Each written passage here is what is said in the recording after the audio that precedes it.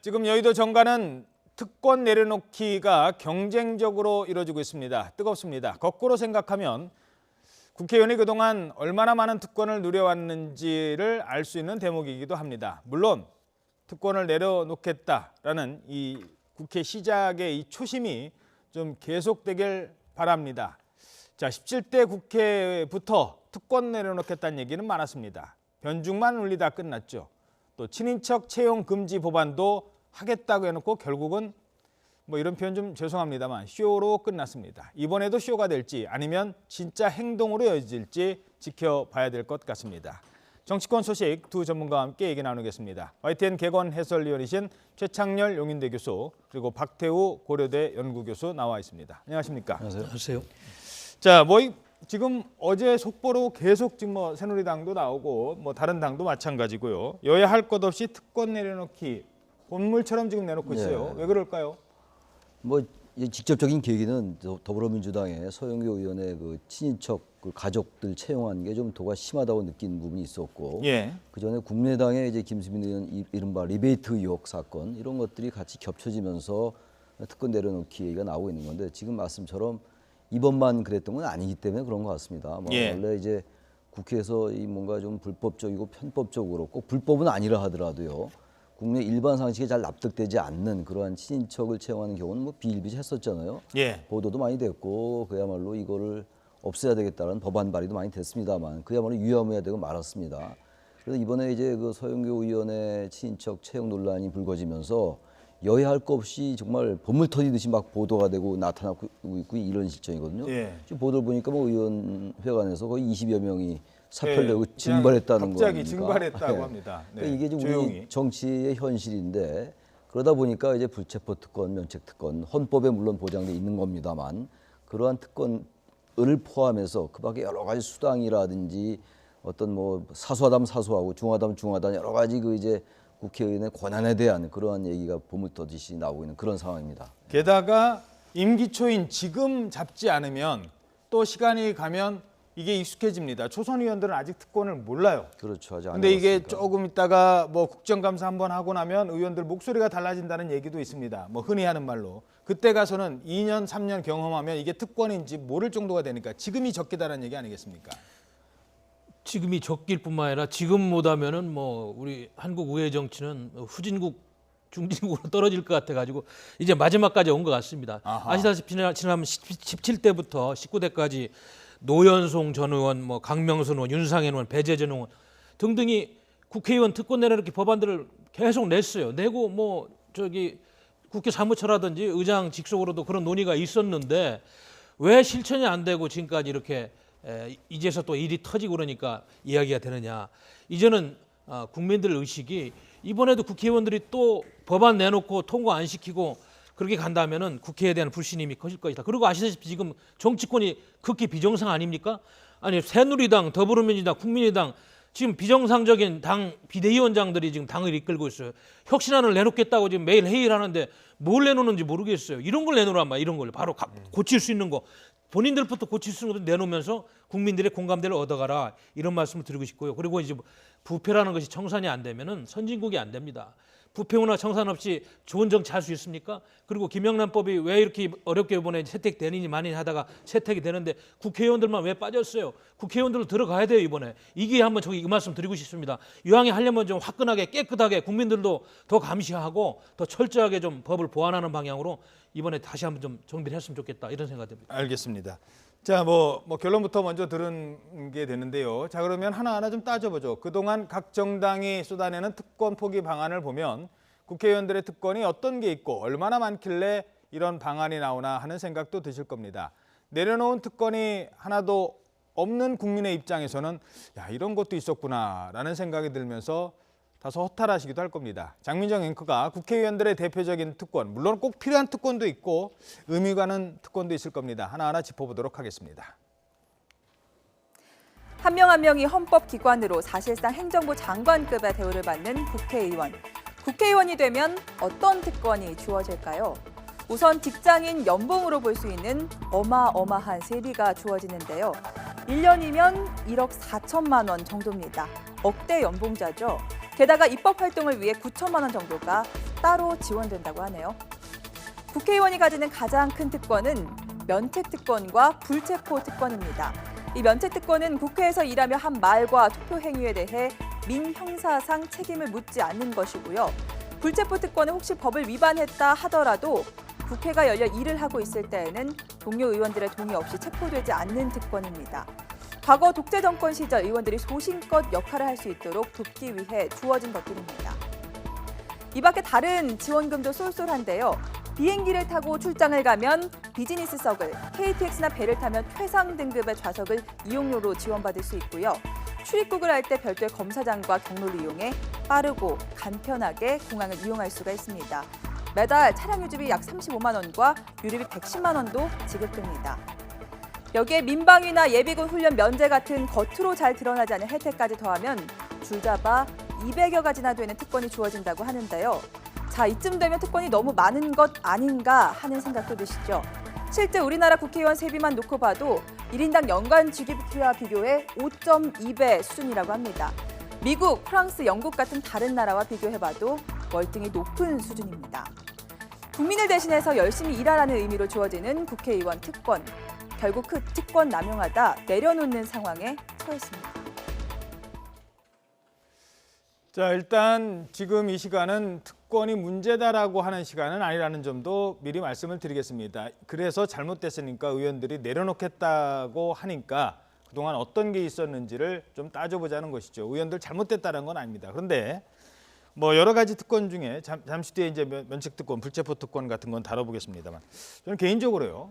국내선 항공기 이용하는데 왜 따로 이렇게 게이트 사용하시고 맨 나중에 타고 맨 앞에 내리시잖아요. 근데 과연 그럴 필요가 있는가? 네. 서울에서 김해에 갔다 왔다 하는데 다른 유권자들과 같이 얘기 들어보고 같이 이렇게 줄 서서 뭐 검문 검색 그 뭐 어렵습니까? 같이 이렇게 가는 모습을 그것만 보여주면 실제 어떤 의원은 제가 누구라고 얘기는 못 하겠습니다만 그렇게 한답니다. 초선 의원 중에 한 사람은.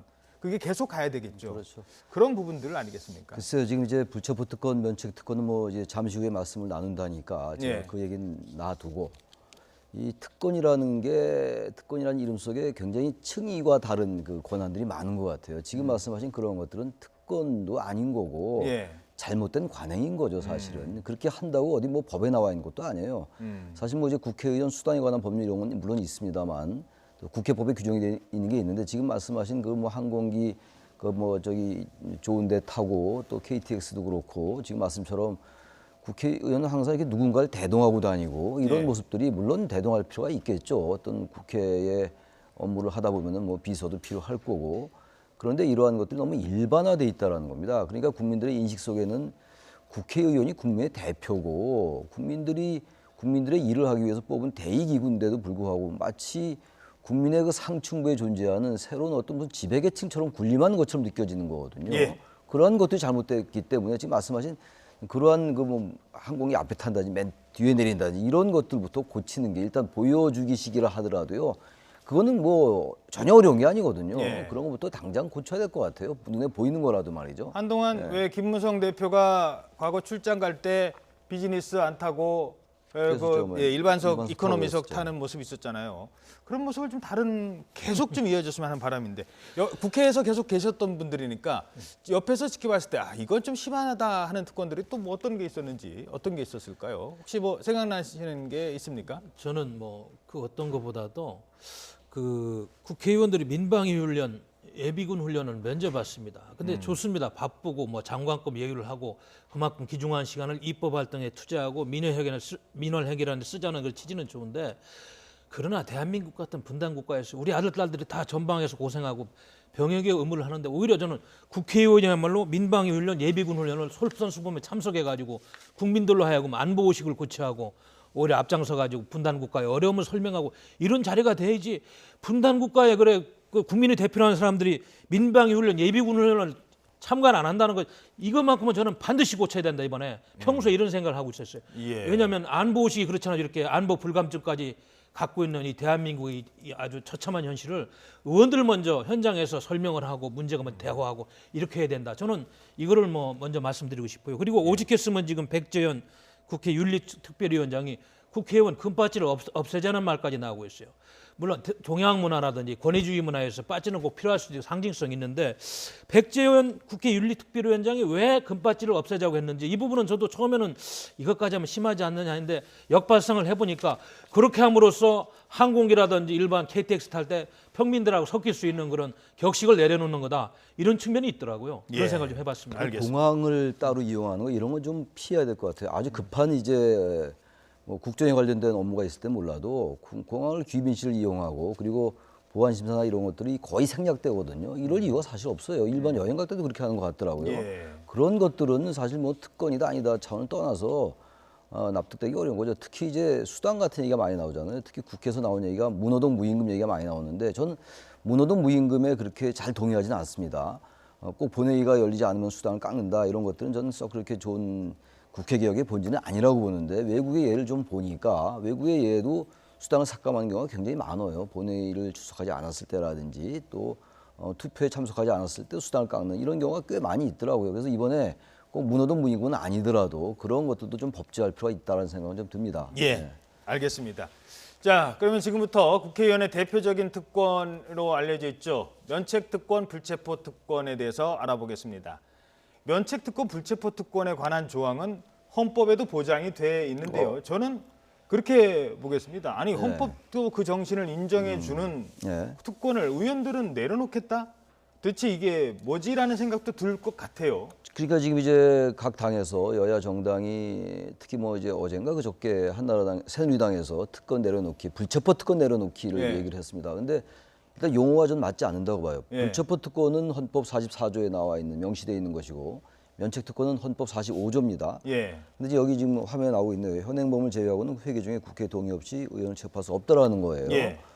근데 이 얘기는 뭐냐면은 현행범이 아닐 경우에는 어떤 영장 실질심사 이런 거를 안 받는 거예요, 사실은. 그러니까 구속이 될 수가 없는 거죠. 그렇죠. 물론 이제 이 불체포 특권에는 구속되지 않은 상황 속에서 수사도 할 수 있고 공소도 할 수 있어요, 물론. 전혀 아무것도 안 하는 건 아니고 체포를 못 한다는 거거든요. 그렇죠. 근데 이러한 것들은 헌법이 보장하고 있는 거고 이게 재헌헌법부터 있던 겁니다. 예. 이게 무슨 유신이나 박정희 정권 때 있던 게 아니고 재헌헌법부터 쭉 유지돼 왔던 것이고 어허. 또 하나 이제 제가 말씀드리고 싶은 게 미국, 영국, 독일, 일본, 프랑스 공이 다 이 면책특권과 불체포특권이 있어요. 있군요. 예, 마치 이제 국민들은 이게 우리나라 국회의원들만 가진 특권이라고 인식을 하는데 일단 그 인식은 사실관계는 아니라고 좀 자, 말씀드리고 그러면 싶고. 역사적 배경을 봐야 되죠. 예, 예. 그럼 왜 그런 특권을 왜 의원들한테 그렇게 줬습니까? 됐느냐? 그게 원래 이제 역사적 배경 말씀하시니까 그런데 영국에서 이제 권리장전 1689년 때부터 이게 연원이 됐던 것이고 사실은 더 거슬러 올라갈 때도 있어요. 그 이유는 국회라는 게 입법부로서 국민의 대의기구잖아요. 그렇죠. 우리가 채택하고 있는 게 대의민주주의란 말이죠. 국민의 대표가 행정부를 효과적으로 견제하고 국회 활동을 하는 데 있어서 자유롭게 활동할 수 있게 하기 위해서 이 불체포특권과 면책특권이 주어진 거거든요. 예를 들어서 면책특권 같은 경우는 의원이 발언하는 데 있어가지고 만약에 이제 권위주의 정권이건 아니건 간에 말이죠. 국가 원수에 대한 비판할 수 있잖아요. 그런 것들이 면책특권이 있을 때는 의원들이 자유롭게 발언할 수 있어요. 국정감사나 뭐 대정질문이나.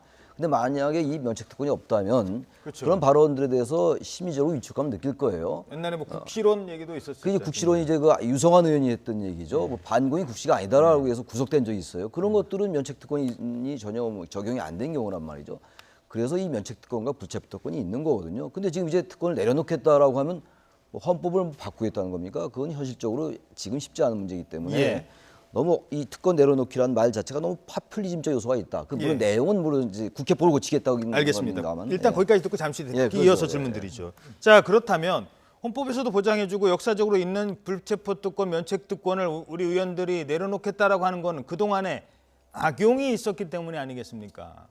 그렇습니다. 그동안에 면책특권, 불체포특권, 헌법에 보장된 그런 권리를 물론 뭐 대다수의 정치인들은 제가 보기에는 잘 했으리라고 봅니다만 일부 의원들은 그걸 본인의 그 비리라든지 갑질한 거를 보호하는 방패막이로 써먹고 또 대한민국의 그런 정체성이라든지 국시에 어긋나는 발언 같은 걸 의정단성에 하는데 마치 그거를 보호막으로 이용해 가지고 대한민국의 정체성을 흐트러뜨리고 국민 남남 갈등을 유발하는 이런 발언들이 있었어요. 그래서 이런 측면에서 부작용이 있었고 또 지금 특별히 논란이 되는 거는 다른 게 아니지 않습니까? 국회의원이 비리를 저질렀을 때 왜 72시간 안에 처리되지 못하면 자동 폐기되느냐. 다음 본회의 때 자동 부의해가지고 또 처리하게끔 하자. 또 뭡니까? 의원 영장 실질심사를 자진 출석을 의무화해가지고 반드시 잘못한 비리에 대해서는 응징을 하게끔 법적 제도적 장치를 고쳐야 되겠다. 요 정도 수준이지 이걸 완전히 폐지한다는 건 아니지 않습니까? 그래서 요 정도 선에서 타협을 해가지고 이번에 좀 고쳤으면 좋겠습니다. 제 생각에. 예. 어떻게 이걸 풀어가야 될까요? 근데 특권을 내려놓기라는 말이야 뭐 이제 국회법을 개정해서 지금 말씀하신 것처럼 그런 것들을 좀 보완하자는 얘기인데 저는 이제 불체포 특권을 없애는 건 뭐 현실적으로도 쉽지 않고 헌법을 개정해야 되는 문제니까 그리고 어떤 면에서부터 바람직하지 않을 수 있어요. 그래서 이 불체포 특권을 떠나서 일단 의원들이 너무 이게 뭐 규범적인 얘기가 될 수가 있는데 일단 특권 의식을 좀 버려야 될 것 같고 또 하나 문제는 지금 개인 비리나 범죄, 뇌물수수, 횡령 이런 것들 이런 범죄들조차도 이제 이 불체포 특권 뒤에 숨어서 이게 문제가 됐던 거 아니에요? 그게 남용이라는 거죠. 이제 방탄국회라는 게 바로 그런 거였고 지금 사실 뭐 통계를 쭉 보면은 그동안에 이 체포동의 요구안이 제출됐을 때 이게 가결된 예가 굉장히 적어요. 제가 알기로는 뭐 4건밖에 안 되는 것 같아요. 최근 몇 년 동안에. 그렇다면은 이러한 지적이 나올 수밖에 없는 상황을 국회의원들이 자초한 겁니다. 그렇다고 해서 이 불체포 특권을 완전히 없애자라는 논의로 간다면 저는 이거 교각사루라고 봐요. 그렇죠. 이건 뭐 헌법 취지에 맞지도 않고 그래서 우리가 어쨌든 모든 사안이 이렇게 한쪽으로 몰려가는 파퓰리즘적인 건 바람직하지 않거든요. 그러니까 이제 국회에서도 여러 가지 국회에 대한 불신 이런 것들이 나오니까 일단 특권 내려놓기부터 얘기하는 일단 이런 것들은 소나기는 피하고 소나기는 피하고자 하는 그런 인식이 좀 반영돼 있는 것 같아요. 물론 이제 국회에서도 그런 문제점을 느끼고 있으니까 이런 방안을 내놓는 거긴 합니다만 너무 이런 쪽으로 가서 이 본질적인 부분을 훼손해 하고 그러면 안 될 것 같고 특히 이제 국회 개혁의 본질, 우리 정치 개혁의 본질이 이 특권 내려놓기는 아닌 거거든요. 이제 그 부분을 좀 구분해 봤으면 좋겠다라는 말씀 드리고 싶어요. 알겠습니다. 자, 한 가지 사안은 좀 더 짚어보도록 하겠습니다. 이 면책 특권 논란이 오기까지에는 결정적인 사안이 지금 더불어민주당 서영교 의원의 뭐 가족 채용 논란 아니겠습니까? 딸을 인턴으로 채용하고 또 보좌관의 월급을 뭐 받았다 일부. 이러면서 의원회 간에 뭐 그 얘기는 그동안 계속했으니까요. 다른 얘기를 짚어보도록 하겠습니다. 그런 얘기가 나오면서 은근슬쩍 국회에서 사직을 하는 보좌관들이 많다고 합니다. 이분들 입장에서는 또 나름 아니 내가 뭘 잘못했다고 또 이런 여론에 휩쓸려서 또 나는 또 직장을 잃게 된다는 생각을 하게 됩니다. 한번 솔직하게 한번 얘기를 나눠보죠. 의원 입장에서 보좌관을 둘 때 내가 믿을 만한 사람은 그래도 가족밖에 없지 않겠느냐라는 생각을 가질 수도 있을 거예요. 있겠죠. 그리고 내 마음이나 내 뜻을 누구보다도 잘 알 수 있는 사람, 나의 분신 같은 사람이 하나 정도는 필요하다고 생각을 하기 때문에 그런 얘기도 있고 그 측근인을 보좌하는 보좌관을 가족으로 둔다는 것 자체가 문제가 있는 건지 아니면 무엇이 문제인지를 한번 따져보도록 하겠습니다. 먼저 말씀하시겠습니까? 뭐 자체가 문제가 있다라고 말씀드리기는 어렵다 하더라도요. 기본적으로 친인척과 가족을 보좌진으로 채용하는 그 자체는 적절치는 않다고 보여집니다. 물론 이제 아주 유능한 사람이 있을 경우에 소정의 절차를 거쳐서 채용할 수는 있겠죠. 그런데 지금 이제 문제되는 사람들은 모든 사람이 그렇지는 않을 거예요 아마. 그러나 이 너무 이 비중이 너무 높게 나오는 것 같아요. 우리가 지금 뭐 표준 분포라는 게 있는 거 아니에요. 근데 300명 중에서 이렇게 많은 사람이 보좌진을 채용한다, 가족 이런 것들은 분명 문제가 될 수가 있는 것이고 이것도 혹시 외국을 볼 때 미국 같은 경우는 아예 그 친인척 이런 사람 못하게 돼 있어요. 일본의 경우에도 배우자는 아예 채용 못하게 돼 있고. 독일의 경우는 이제 배우자나 친인척을 채용하더라도 국가에서 그 지원이 안 나갑니다. 알아서 돈을 주든지 말든지 이런 부분들이기 때문에 외국에서도 어떤 나라는 또 뭐 이런 것들에 대한 규정이 없는 나라도 있어요. 근데 우리나라가 이게 정도가 심해져서 이런 얘기가 나오는 게 아닌가라고 보여집니다. 그런데요, 국회의원 보좌진을 4급 2명, 5급 1명, 6, 7, 9급도 그다음 플러스 인턴 이렇게 해서 엄청난 세비로서 지원하는 이유는 입법의 전문성을 강화하고 평소에 입법 보좌 활동을 충실히 하라고 하는 것이지 그거를 친인척 중에서 누구를 골라서 믿을 수 있는 사람을 통해서 뭐 자금 관리를 한다든지 기타 지역구 관리를 한다든지 편법으로 하라는 거 아닙니다. 원래 보좌진을 두는 취지는 입법 활동에 전념하고 입법의 전문성을 가진 실력 있고 검증된 참모를 본인이 부족한 부분을 채우라고 있는 거예요. 그런 차원에서 보면 어떤 이유로도 친인척 보좌관을 법적으로는 물론 처벌할 수 없습니다만 그 원래 보좌진을 두는 취지라든지 그리고 보좌진 운영 이런 관례에 보면은 도덕성에 어긋나는 거예요. 그렇죠. 그래서 이제 특보라는 게 예. 있지 않습니까? 그렇죠. 특보. 일본- 그렇게 그런 사람이 필요하면은 보좌하지 말고 특보를 두면 되는 거고. 그리고 하나만 제가 짚어보면 요거 얘기는 국회 5급 보좌관 되려면요. 5급 비서관. 5급 비서관이 사급의 되거나 보좌관이고. 4급 보좌관 되려면 적어도 국회에서 20년간 일을 해야 된다고 합니다. 그러니까 뭐 사람마다 다르겠습니다만, 그러니까 공무원 월급으로 따졌을 때요. 공무원 월급 따졌을 때 9급부터 시작한다면 한 20년 정도 그렇죠. 일을 해야 그 정도 보장을 받는다고 합니다. 그런데 갑자기 휙 날라와가지고 그러니까 그 받는다. 보좌관 얘기가 나왔으니까 그런 게, 말인데 지금 이제 그 비서관이나 보좌관은 일반직 공무원이 아니고 별전직 공무원으로 돼 있기 때문에 신분 보장이 안 돼 있잖아요. 예. 그래서 국회의원에게 절대적인 임면권이 있어요. 임명과 파면, 임면권이 있단 말이죠. 예. 그러니까 100% 국회의원의 재량이에요. 예. 국회 사무처에다가 뭐 통보만 하면 되는 거죠.